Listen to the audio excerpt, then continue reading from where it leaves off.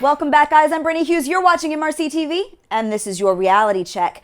So we need to get one thing straight about this whole election hack business. It's dominated the airwaves in a narrative pushed by the media as their latest excuse for why Trump got elected, probably because the proverbial egg is still dripping from their faces.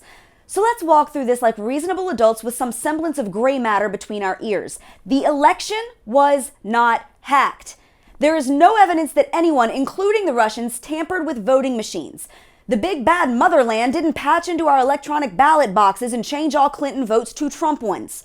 The Obama administration has even admitted themselves that actual votes, those things that we base elections on, nobody messed with those. Look, there are thousands of cyber attacks against the United States every single year, and we should take them all seriously for what they are.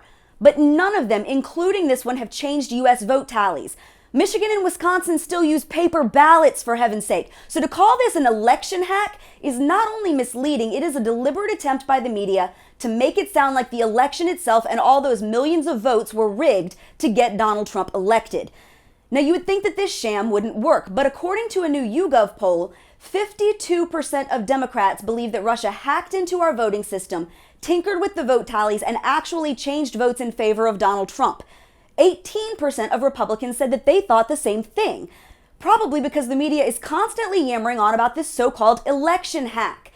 Now, here's what we do know. Intelligence officials say that operatives connected with Russia hacked into the Democratic National Committee's communications and exposed all of those WikiLeaks emails that came out over the summer, which ended up making the DNC and Hillary Clinton look, well, pretty crappy. But this is not the same as hacking the election. But naturally, liberal toddlers and election deniers have now seized on this as a reason to delegitimize Donald Trump and the millions of Americans who voted for him. As if nobody could see how terrible Hillary Clinton was with our own eyes. Well, now here's a thought. If the DNC hadn't been cavorting with the media to deliberately oust Bernie Sanders, maybe there wouldn't have been any emails worth hacking. Maybe if John Podesta and company hadn't been openly mocking Catholics as backwards, or trying to skew the Hillary email scandal and lie to the American public, none of this would have mattered. Maybe if Donna Brazile hadn't been leaking CNN questions to the Clinton camp before debates, nobody would have even read these stupid emails. But never mind all that, we'll just blame the Russians and say it's all their fault. Screw the 60 million Americans who actually voted for Trump, just blame the Reds.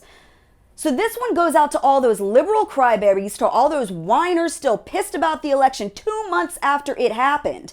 To everybody still struggling to put on your big boy pants and face the world like an adult who knows how to suck it up, please, for the love of all that is holy, just shut up. You've blamed Russia. You blamed the Electoral College. You blamed a miscount. You blamed racism and sexism and xenophobia. You blamed voter suppression. You tried to find voter fraud so that you could blame that, but then ignored it when it turned out there had been plenty of sketchy voting problems in favor of Hillary Clinton in places like Detroit. You have run out of things to blame, and none of it has worked. None of it has changed a thing. You have literally accomplished nothing with all your whining and finger pointing and temper tantrums. In fact, the only things you have succeeded in doing are making yourselves look like morons and pissing off every American out there who's ready to move on with our lives and start addressing some of the massive problems in this country. So in the words of an obnoxiously popular Disney movie, just let it go. And that's your reality check, America. Check us out on Facebook, follow us on Twitter, and stay sane out there.